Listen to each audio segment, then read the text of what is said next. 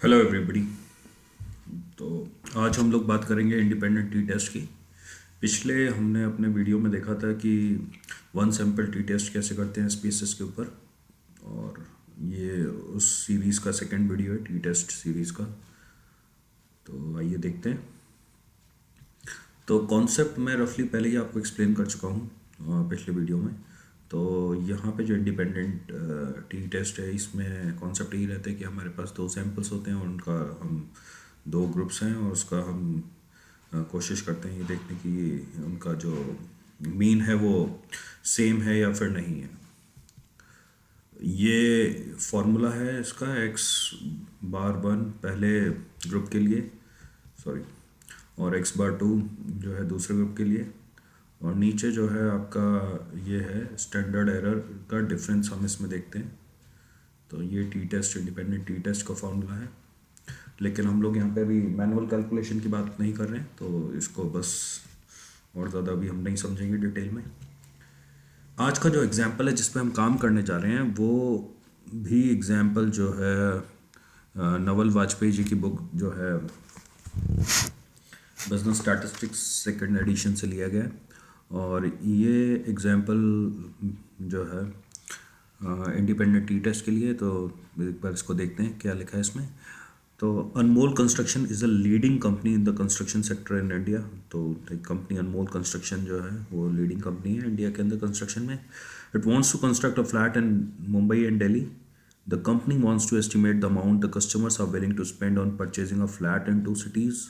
It randomly select 99 respondents and from Delhi and 80 respondents from Mumbai and posted the question how much you are willing to spend on a flat. On the basis of study estimate the difference. तो Anmol construction जो है वह construction sector में deal करती है, और दो cities हैं मुंबई एंड दिल्ली, जहाँ पे ये अपना सर्वे करना चाहते हैं कि वहाँ पे जो बायर्स हैं वो कितने पैसे देने के लिए तैयार हैं इनके फ्लैट के लिए। और उसके बाद ये देखना चाह रहे हैं, क्वेश्चन ये है कि क्या कोई डिफरेंस है या फिर नहीं है जितने पैसे एक सिटी के लोग देना चाह रहे हैं इन कंपैरिजन टू दूसरी सिटी। तो ये हमारा जो है क्वेश्चन है, प्रॉब्लम है, जो नवल वाजपेयी साहब की बुक से आ रही है सेकंड एडिशन से। अब अजम्पशंस यहाँ पे जो हैं, लास्ट में हमने देखा था अजम्पशन क्या था, उसमें होमोजेनिटी ऑफ वेरिएंस का अजम्पशन नहीं था जब हम सिंगल सैम्पल टी टेस्ट की बात कर रहे थे, और वहाँ पे एक अजम्पशन था आउटलायर का। और अजम्पशन बाकी सारे सेम है, यहाँ होमोजेनिटी ऑफ वेरिएंस का अजम्पशन आ जाता है। तो पहला अजम्पशन है dependent variable should be metric, दूसरा अजम्पशन है डेटा आर इंडिपेंडेंट, और तीसरा नॉर्मेलिटी, और चौथा है होमोजेनिटी ऑफ वेरिएंस। तो जैसे हमने लास्ट लेक्चर में बात किया था कि पहले दो जो हमारे अजम्पशंस हैं ये बिना एसपीएसएस के हो सकते हैं, इनको देखा जा सकता है अपने डेटा को कि क्या आपका डेटा कंटिन्यूस है नहीं है। वो कंटिन्यूस है तो वो मेट्रिक है, तो मेट्रिक होने चाहिए आपके जो दोनों ग्रुप्स की डेटा है। डेटा इंडिपेंडेंट, अब मैं आपको यहाँ पे मुझे लगता है कि डेटा फाइल और शो करनी चाहिए। तो हमारी डेटा फाइल ये सिटी दो हमारे पास है और अमाउंट, और इस टाइप से डेटा फाइल दिखाई दे रही है। अगर डेटा एंटर करना हो टी टेस्ट का तो आपका ऐसे होगा, और कोडिंग की गई है इनकी, जहाँ सिटी वन दिल्ली को दिया गया है और सिटी टू मुंबई को दिया गया है। तो सेपरेटली आपने कॉलम बनाने की ज़रूरत नहीं है दिल्ली और मुंबई का, इस टाइप से आप कर सकते हैं। अब जो हमारा सेकेंड अजम्पशन है, सेकेंड अजम्पशन कहता है डेटा आर इंडिपेंडेंट। इसका मतलब ये है कि क्या मुंबई की या दिल्ली की प्राइस, जो कस्टमर्स जो वहाँ के या रिस्पॉन्डेंट्स जो वहाँ के हैं, they are willing to shell out the price अपनी पॉकेट से बाय करने के लिए फ्लैट को, वो डिपेंडेंट क्या किसी और सिटी पे तो नहीं है। मतलब दिल्ली के जो कस्टमर हैं, क्या उनके जो परचेजिंग पावर है वो डिपेंडेंट मुंबई के ऊपर तो नहीं है, वो इंडिपेंडेंट है, या मुंबई की दिल्ली के ऊपर तो नहीं है, किसी और चीज़ के ऊपर नहीं है, तो वो सब इंडिपेंडेंट होना चाहिए। तो जब हमने क्वेश्चन पढ़ा तो हमें क्वेश्चन में कहीं भी ऐसा नहीं दिखाई दिया कि डेटा जो है किसी एक ग्रुप का दूसरे ग्रुप के ऊपर डिपेंडेंट है। तो ये अजम्पशन भी हमारा जो है सही है कि डेटा जो है इंडिपेंडेंट है, वो किसी और चीज़ के ऊपर डिपेंडेंट नहीं है। तीसरा है नॉर्मेलिटी। नॉर्मेलिटी की मैंने काफ़ी बातें की हुई हैं, मैंने एक पूरी सीरीज़ बनाई है, 3 से 4 वीडियोस उसमें है नॉर्मेलिटी की। अगर आपने चेक नहीं किया है तो आप जाके उसे चेक करें और देख सकते हैं। तो नॉर्मेलिटी का है, लेकिन हम अपनी डेटा फाइल पे इस बार करके देख लें। और चौथा है होमोजेनिटी ऑफ वेरिएंस का। तो होमोजेनिटी ऑफ वेरिएंस हमें करके देखने की ज़रूरत नहीं है यहाँ पे, क्योंकि जो हमारा टी टेस्ट का आउटपुट आता है उसमें ही लेविन्स टेस्ट के रिजल्ट्स भी आते हैं। तो लेविन्स टेस्ट है जो होमोजेनिटी ऑफ वेरिएंस को टेस्ट करता है, तो अलग से करके देखने की ज़रूरत नहीं है। हाँ, बट नॉर्मेलिटी के एजम्पशन को हमें अलग से करके देखने की ज़रूरत है। तो अब डेटा फाइल पे काम करते हैं। तो सबसे पहले एनालाइज में जाएं, डिस्क्रिप्टिव स्टैट्स में जाएं, एक्सप्लोर में जाएं, और अमाउंट है हमारा डिपेंडेंट लिस्ट में, सिटी फैक्टर लिस्ट में, बिकॉज डिफरेंट सिटीज़ के लिए चेक कर रहे हैं तो ये फैक्टर लिस्ट में आ जाएगा। स्टैट्स में हमारे लिए कुछ भी नहीं है, और प्लॉट्स में स्टेम एंड लीफ को अनचेक करें, नॉर्मेलिटी प्लॉट्स विद टेस्ट को टिक करें, कंटिन्यू पे क्लिक करें, ओके। और कई सारे तरीके हैं इनको चेक करने के, लेकिन हम सिर्फ test of normality Shapiro Wilk test की बात करेंगे। अगर सिग्निफिकेंस वैल्यू 0.05 से बड़ी है तो डेटा आपका नॉर्मल है। तो यहाँ पे दिखाई दे रहा है दिल्ली सिटी के लिए सिग्निफिकेंस वैल्यू 0.05 से काफ़ी बड़ी है, मुंबई सिटी की भी काफ़ी ज़्यादा बड़ी है। तो दोनों ही जो डेटा हैं, दोनों ही ग्रुप्स के, दोनों सिटीज़ के जो डेटा हैं वो नॉर्मली डिस्ट्रीब्यूटेड है। तो ये है नॉर्मलिटी चेक करने का तरीका। नॉर्मलिटी हमने चेक कर लिया है। अब क्वेश्चन ये अराइज होता है कि अगर नॉर्मलिटी का अजम्पशन वायलेट हो जाए तो क्या करना चाहिए हमें। तो अगर ये अजम्पशन वायलेट हो जाता है तो हमें क्या करना पड़ेगा। हम सबसे पहले जो कर सकते हैं वो कर सकते हैं सेंट्रल लिमिट थ्योरम। तो सेंट्रल लिमिट थ्योरम ये बात करता है कि अगर हमने अपना सैंपल बढ़ा दिया तो जो सैंपल है हमारा, it will tend to be normally distributed. तो जैसे जैसे आपका सैंपल बढ़ता जाएगा ऐसे ऐसे नॉर्मलिटी आप अचीव करते जाएंगे। तो एक हम इस चीज़ पे बात कर सकते हैं कि हम अपना सैंपल और बढ़ाएं और जो है इस थ्योरम को लेके आएँ विदाउट चेकिंग दिस थिंग, और हम ये बात करें कि according to central limit theorem जो है डेटा हमने बढ़ा दिया है और नॉर्मलिटी होनी चाहिए इसमें। दूसरा है हमारा use transformation to achieve normality.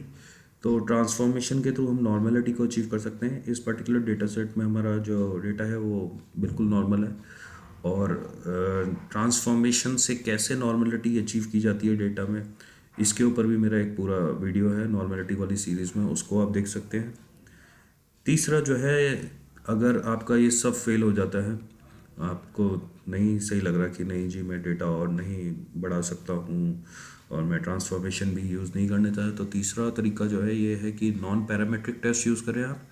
और इंडिपेंडेंट टी टेस्ट के अगेंस्ट जो नॉन पैरामेट्रिक टेस्ट यूज़ होता है वो मैन विटने टेस्ट है। तो इसको यूज़ किया जा सकता है अगर अजम्पशन आपके वायलेट हो रहे हैं। Assumption of homogeneity of variance की मैंने बात कर दी है कि आप इसमें चेक कर सकते हैं। अब प्रॉब्लम यह है कि अगर ये अजम्पशन वायलेट हो जाता है तो क्या करेंगे आप। अगर ये अजम्पशन वायलेट हो जाता है तो इसमें फिर से डेटा को ट्रांसफॉर्म किया जा सकता है जिससे होमोजेनिटी ऑफ वेरिएंस अचीव की जा सकती है। और इसके लिए भी मेरा एक सेपरेट वीडियो है जहाँ पे मैंने इस अजम्पशन की डिटेल में बात की है कि इसको चेक कैसे करते हैं, और अगर डेटा आपका वेरिएंस मतलब होमोजेनियस नहीं है तो उसको कैसे मतलब ठीक किया जाता है। तो एक तो तरीका वो है। दूसरा ये है कि टी टेस्ट में जब हम करते हैं तो आउटपुट में लेविन टेस्ट आता है, और आउटपुट ही हमें दो जो है रोज़ दिखाता है। और उसमें से एक रो होती है कि इक्वल वेरिएंस को आप अज्यूम कर रहे हैं, और एक है कि इक्वल वेरिएंस को आप अज्यूम नहीं कर रहे हैं। तो यहाँ पे भी मतलब यही हो गया इसका कि आपका अगर जो मतलब डेटा अगर होमोजेनिटी ऑफ वेरिएंस नहीं है तो आपके पास आउटपुट में ही एक अलग वैल्यू है, और अगर है तो भी अलग वैल्यू है, तो आप उससे आप कर सकते हैं इजीली। तो मुझे नहीं लगता कि ट्रांसफॉर्म की ज़रूरत टी टेस्ट में आती है, और वही बेस्ट तरीका है कि आप जो है आउटपुट में देखें कि आपने कहाँ से कौन सी रो का जो है रिज़ल्ट देखना है। ये बात अभी आपको थोड़ी देर में और क्लियर हो जाएगी जैसे हम लोग अब टी टेस्ट को एग्जीक्यूट करेंगे SPSS के ऊपर। तो डेटा फाइल की तरफ चलते हैं, और इंडिपेंडेंट टी टेस्ट को एग्जीक्यूट करने के लिए एनालाइज में जाएं, कंपेयर मीन्स में जाएं, वन सैम्पल टी टेस्ट, और मैंने गलत ले लिया, वन सैम्पल नहीं, हम लोग आज मैं थोड़ा सा गलती कर दी मैंने, इसमें इंडिपेंडेंट सैंपल टी टेस्ट में जाए, ना कि वन सैंपल टी टेस्ट में।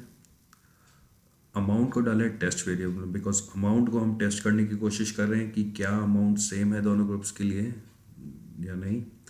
और डिफरेंट सिटीज़ के लिए हम करने की कोशिश कर रहे हैं, तो सिटी को हम लोग डालेंगे ग्रुपिंग वैल्यू में। अब यहाँ पे ध्यान देने वाली बात है कि ग्रुपिंग वेरिएबल में जैसे ही आप डालेंगे तो सिटी के आगे 2 क्वेश्चन मार्क आ गए, और हमें ग्रुप्स को डिफाइन करना पड़ेगा। तो ग्रुप्स डिफाइन पे क्लिक कीजिए, और यहाँ पे कुछ नहीं डालना हमें, हमें बस कोडिंग वैल्यूज़ डालनी है। तो कोडिंग वैल्यू हमारी दिल्ली सिटी के लिए 1 थी, तो दैट वो हमारा ग्रुप 1 है, यहाँ 1 डाल दी। ग्रुप 2 के लिए 2 है, तो यहाँ 2 डाल दिया और कंटिन्यू करें।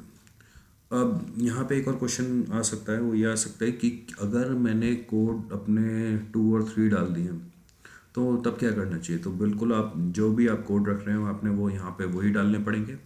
तो 1 और 2 कुछ यूनिवर्सल नहीं है, कोडिंग भी आप चेंज कर सकते हैं, 2 1 रख सकते हैं, 0 1 रख सकते हैं, what ever you feel like. और यहाँ पे भी आप उसको बिल्कुल वैसे यूज़ करें जैसे आपने यहाँ कोडिंग की है। तो हम यहाँ ग्रुपिंग वेरिएबल में क्या डिफाइन करने की कोशिश कर रहे हैं, यहाँ पे कोडिंग को डिफाइन करने की कोशिश कर रहे हैं। ऑप्शंस में 95% और कुछ नहीं है, बूटस्ट्रैप नहीं कर रहे हैं हम, और ओके पे क्लिक कीजिए। तो ओके पे क्लिक करके टी टेस्ट का जो है रिज़ल्ट हमारे सामने 2 टेबल आ गई।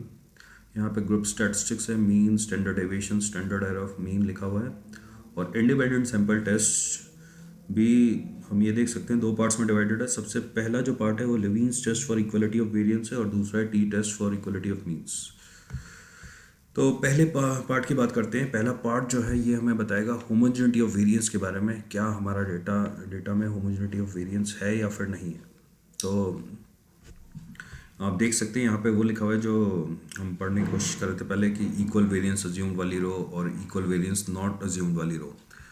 तो अगर आपकी वैल्यू लेविन्स टेस्ट के लिए 0.05 से ऊपर है, तो इसका मतलब है आपका जो डेटा है वो उसमें होमोजेनिटी है वेरिएंस के लिए। तो हम ये वाली रो को, वेरिएंस को अज्यूम करके ये रिजल्ट देखेंगे सिग्निफिकेंट टू टेल टेस्ट का। और अगर ये 0.05 से नीचे है वैल्यू, तो हम इक्वल वेरिएंस नॉट अज्यूम करके सिग्निफिकेंस वैल्यू ये जो है टू टेल टेस्ट की ये देखेंगे। तो इसमें बहुत स्लाइटली मामूली सा फ़र्क है, और नल हाइपोथेसिस को एक्सेप्ट रिजेक्ट करने का जो वो है उसमें कोई डिफरेंस नहीं आएगा, बट वैल्यू में फ़र्क है। कभी कभी ये मतलब आपको रिजल्ट इसके अपोजिट भी मिल सकते हैं। तो ये काफ़ी इंपॉर्टेंट चीज़ है, लेविन्स टेस्ट को इग्नोर ना करें इसमें। इसके बाद टी वैल्यू दी हुई है, और टी वैल्यू के बाद डिग्री ऑफ फ्रीडम दिया हुआ है 178 मेरे ख्याल से, अच्छा 80 एंड 99, तो 9 8, अच्छा। तो डिग्री ऑफ फ्रीडम दी हुई है, significance value 2, mean difference, standard error का डिफरेंस दिया हुआ है, और यहाँ पे ये सारी वैल्यू दी है। तो हमारी नल हाइपोथेसिस क्या बनेगी इस केस में। हमारी नल हाइपोथेसिस बनेगी कि दोनों ही सिटीज़ के कस्टमर्स में कोई डिफरेंस नहीं है, वो दोनों ही ऑलमोस्ट सेम सी अमाउंट को जो है वो कोट कर रहे हैं कि हम इतना पैसा दे सकते हैं जी प्रॉपर्टी बाय करने के लिए अनमोल कंस्ट्रक्शन की। और 0.05 से अगर ये वैल्यू ऊपर है तो हमारी नल हाइपोथेसिस एक्सेप्ट होती है। तो इस केस में ये वैल्यू 0.05 से काफ़ी ज़्यादा बड़ी है। तो इसका मतलब क्या हुआ, इसका मतलब यही हुआ कि दोनों सिटीज़ में कोई डिफरेंस नहीं है स्टैटिस्टिकली इस सैम्पल्स के बेसिस पे, और दोनों ही सिटीज़ के रिस्पोंडेंट्स जो हैं वो सेम अमाउंट देने की कोशिश कर रहे हैं। तो सेम अमाउंट का मतलब मीन देख लेते हैं यहाँ पे। दिल्ली वाले कहते हैं 52.29, 50.69, तो डिफरेंस तो है, लेकिन स्टैटिस्टिकली इतना बड़ा डिफरेंस नहीं है कि यहाँ पे हम हाइपोथेसिस को रिजेक्ट कर सकें। तो एक ये चीज़ है,